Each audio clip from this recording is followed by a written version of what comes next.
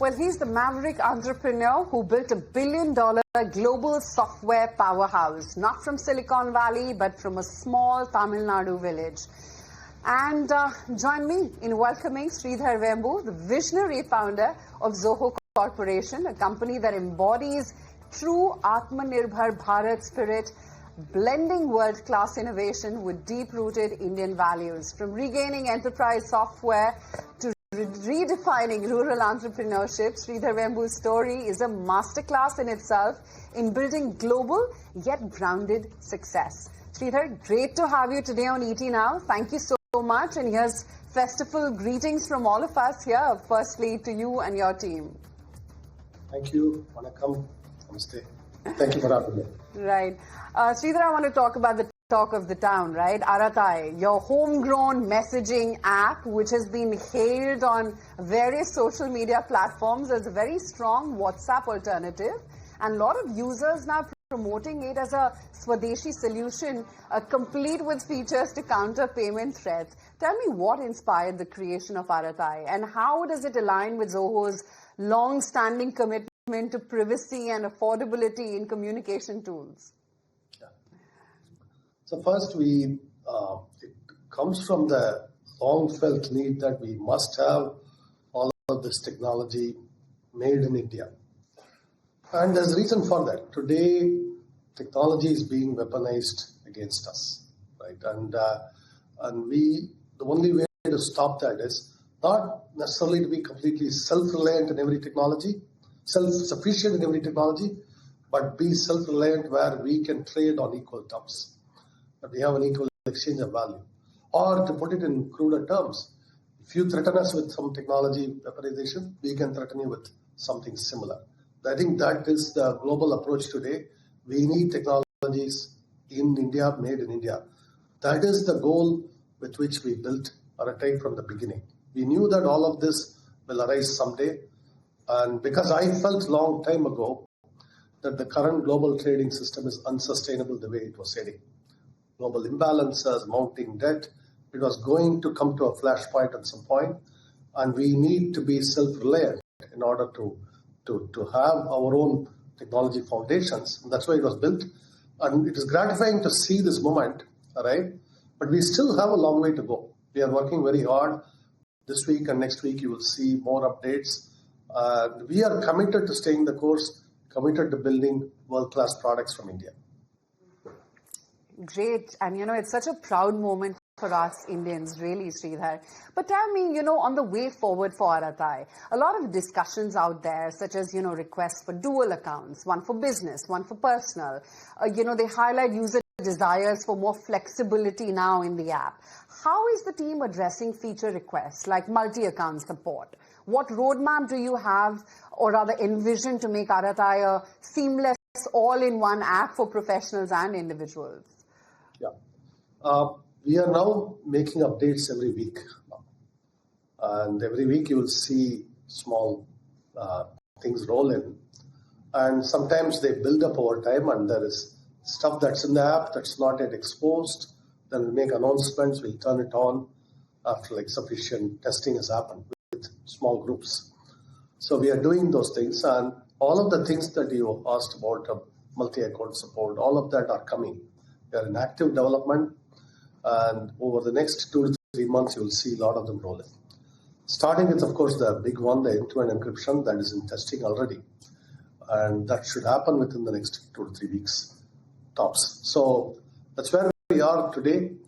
And again, as I emphasized, as much as all of this attention is gratifying, we are in it for the long haul. We'll continue to build this out.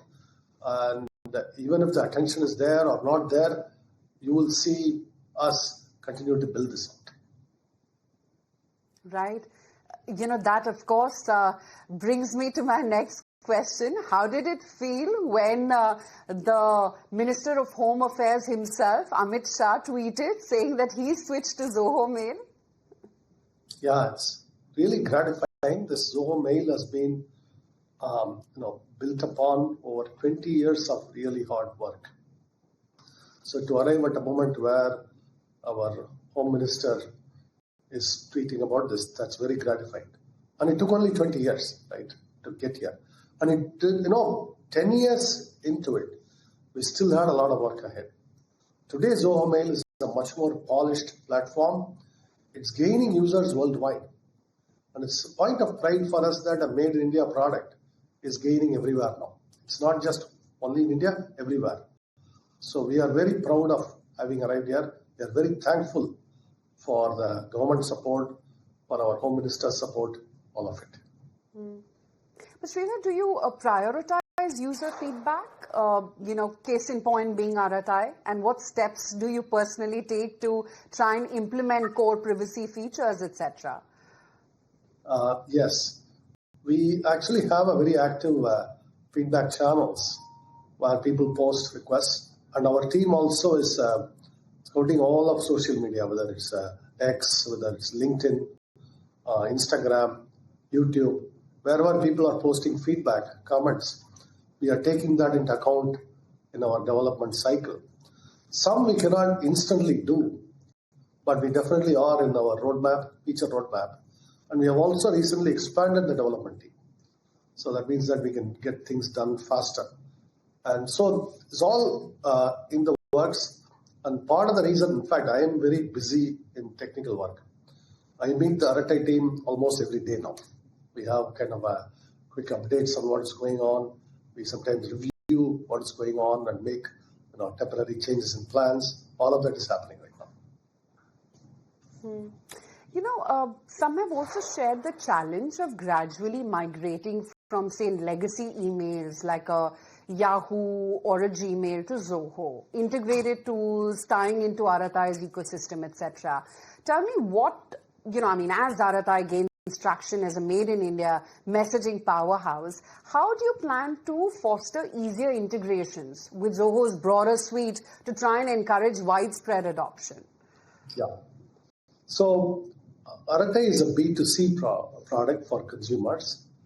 We also have a very strong business-to-business offerings. There's a natural meeting point where, for example, you want to host an online store, you want to close digital transactions, payments. All of those technologies are there already in the Zoho ecosystem. And we are doing integrations across them. And we will be doing those in the next few months. You will see them roll out one by one. We recently launched Zoho Payments for business-to-business payments. And there will also be a consumer version that will be integrated into this. And we also have very strong invoicing and of the solutions in Zoho portfolio. Those things can come into Arattai. So there is a lot of such work happening right now. And our first priority right now is to make the app world-class and make sure that tens of crores of users can use it every single day without any glitch and with a very smooth, slick user experience. That's the current goal right now.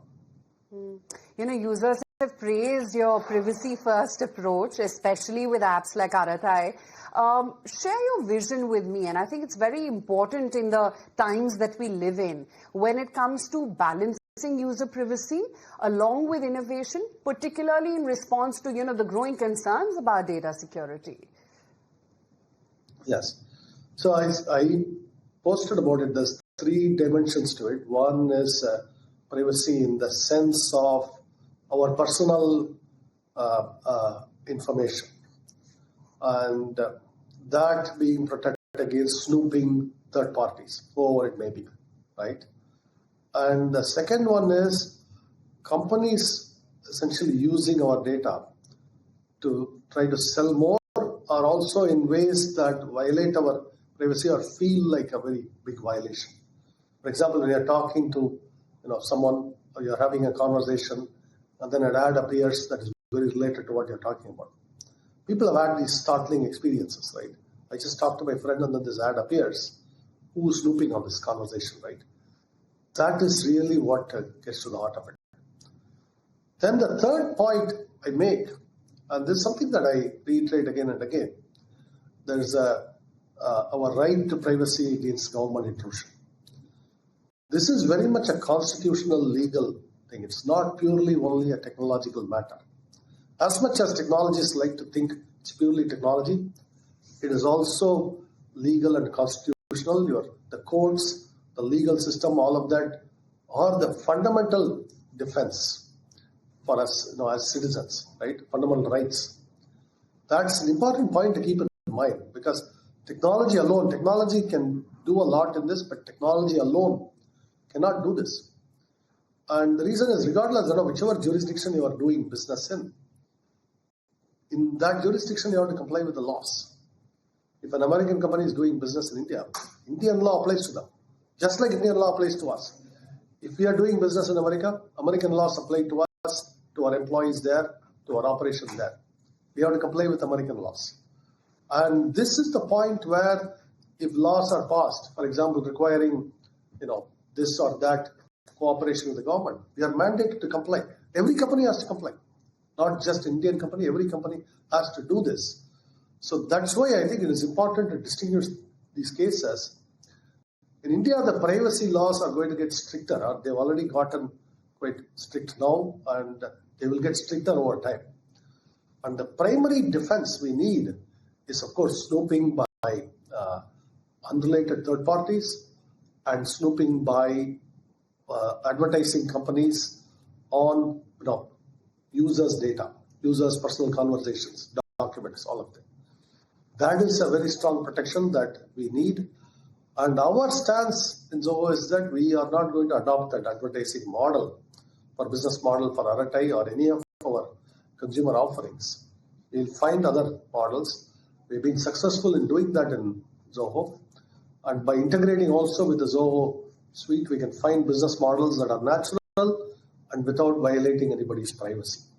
So that's where we are heading right now. And that's just so important and critical.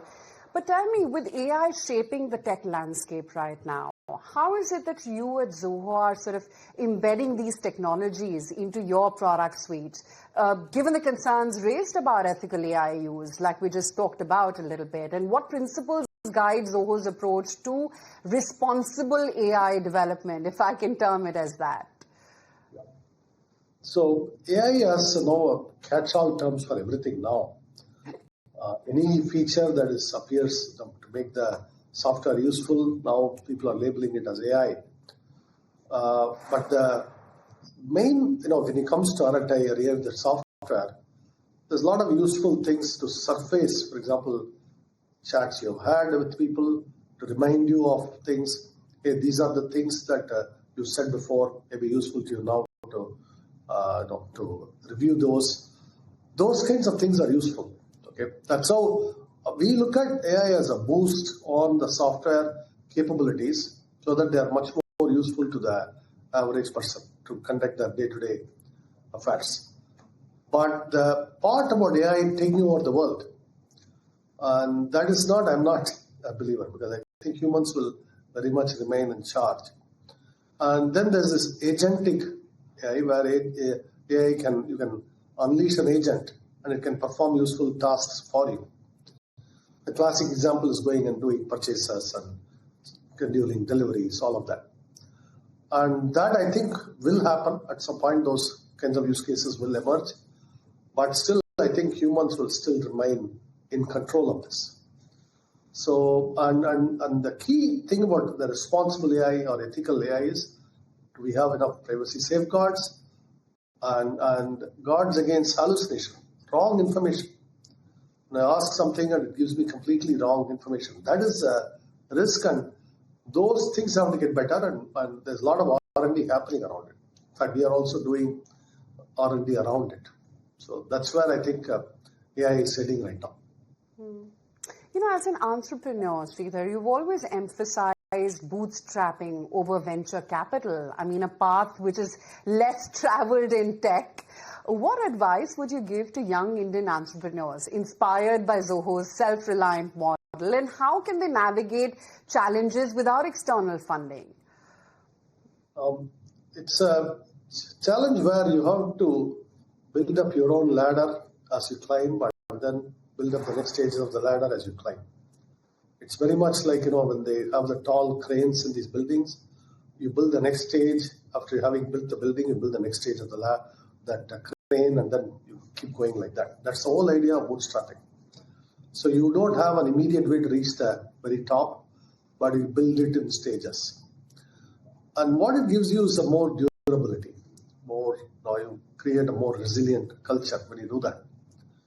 And I liken the heavily funded venture capital model like taking steroids. They can boost your growth short term, but very often at the expense of long-term health. Okay, just with steroids.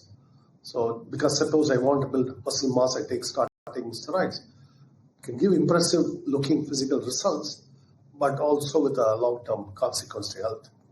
Similar thing applies to companies. And so I look at the task of company building primarily in terms of culture building, long-term culture building. Because really it's about 15, 20, 25 years where you get this fantastic results. So do you have a staying power? That is the question I ask entrepreneurs. And if you have it, then you go this way. And you don't worry about the immediate results. Because if you keep going and find a way to support yourself, and that's often, there's many avenues to do that. It's not, there's could be one line of business that supports you, another line of business that's aspirational, you're building up long haul. So that is how I would describe the solution to the challenge, how you do this. Much like you not adopting to commercial means of funding, your decision to base Zoho's operations in rural Tenkasi have also inspired many. Tell me, how has this move sort of shaped Zoho's culture? What tangible benefits have you seen for the local community? Job creation, skill development, and to begin with, why not a mainline or a metro city? Yeah. So we have created a lot of jobs in rural. About 25% of our talent is now in rural locations right now. And all drawn from the surrounding countryside, going to local schools and colleges, we're drawing a lot of the talent. And if you look at major cities, a lot of the talent, as much as maybe 80% of the talent in a company, whether it's in Noida, whether it's in Bangalore, whether it's in Chennai, Hyderabad, anywhere, they don't come from those cities. They don't come from major metros. They come from remote districts and villages from where the talent migrates to the cities. So really what we are doing is go where the source of the talent is. And that's something that I would recommend all the companies do, because it's a lot better for the talent to stay closer to home, stay closer to their roots. It's also good for the companies because when you invest in people, when you invest in creating talent, you also get a more passionate, more loyal talent. Oh, absolutely. So what next from the Zoho suite after Arattai? Well, right now we have our hands full. I'm spending daily reviewing code, reviewing all this. So maybe only after 3 to 6 months can we look out further. We want to first put this on a very sound foundation, do all of the refinements that we want to do that's already in the works, roll out all of those, then we'll think about what's next. Okay. And I have to ask you, what does Arattai mean? Why did you come up with this name? Yeah. Arattai means kind of a good-natured, fun chat, basically in Tamil. And it has a meaning of a casual chat, banter, or shooting the breeze, as they say in English. So that's what it means. And I posted what it would translate into all our Indian languages, to find words with similar meaning, just to convey the meaning. But you should think of it just as a brand. Indians don't worry about what does Xiaomi mean or what does Honda mean, right? Honda, I know, actually is the Hon has a meaning, Da has a meaning in Japanese, but that's not what Indians are worried about. They look at Honda, right? And I would look at Arattai as similar to that. It's just a brand. But it came from Tamil and it has a meaning in Tamil, and it's also fun to learn what the meaning is. It sure is. It's pronounced Arattai. It's easy to pronounce in all Indian languages. Once you write it down in Hindi or Bengali, anything, it's very easy to say, Arattai. It is. It's pretty smooth on the tongue. But great, Sridhar. Thank you so much for taking the time out and speaking with us today. It was lovely chatting with you. Thank you. Thank you. We're joined today by Harsh Mariwala and Priyanjali Mariwala on the 10th edition of the Ascent Conclave to get their thoughts on entrepreneurship. Hello and welcome to ET Now. It's lovely to have both of you here. My first question is to you, Harsh sir. Entrepreneurship is more or less ingrained in India's economy. It's how we've grown all of these years. But the nomenclature is fairly newer. Let's say you've been working with them for over a decade now, and over time it becomes that entrepreneurship as the nomenclature becomes more noise than real work. So today, how do you recognize what is genuinely industry defining entrepreneurship? So I think we have to realize that we are seeing newer entrepreneurs coming into this stream from smaller towns, from non-business families, from individuals who are highly qualified, who may not have that much of financial resources, but they can raise money because of their credentials and they have a great business idea. So I think a true entrepreneur is somebody who creates value for all the stakeholders, starting from the owners, to employees, to customers, to associates, to finally to the society. So I think, to me, that's a reflection of a true entrepreneur, where the entrepreneur grows the business. Growth is very important for any entrepreneur because organizations have to grow. And unless they grow, people will start losing in that business. So growth is like oxygen. It has to be, all the businesses have to grow, but growth has to be profitable. And it has to be sustainable. And the biggest challenge for growth for all entrepreneurs is, can the growth mindset start from the top, but can it go down all the way to the bottom? That's what defines a good entrepreneur according to you. But Priyanjali, you work on the ground with a lot of these entrepreneurs, and like you mentioned, a lot of them come from tier 1, tier 2 towns. How is their experience different from the ones that we've seen earlier that came from the metros? Are their challenges quite different? So to be honest, I think an entrepreneur is an entrepreneur, tier 1 or tier 2. The journey is tough and it's long and hard, but it's very enriching as well. So yes, of course, there are some differences for entrepreneurs who are based out of tier 1 cities. Accessibility, networks, maybe a little bit easier than tier 1 or tier 2. And that's exactly why Ascent is playing a pivotal role in this, because we want to bridge those gaps. We want to make it accessible for everyone to have the potential to fulfill their entrepreneurial dreams. We want them to learn. We want them to pivot. We want them to be supported by the learnings from other people's, other entrepreneurs, so they don't waste time making the same mistakes. So while the theme is the same, there are very subtle differences, and that's why the foundation is super sacrosanct in the fact that we have such a wide variety of entrepreneurs across 40 different cities in India. We have a base of 1,200.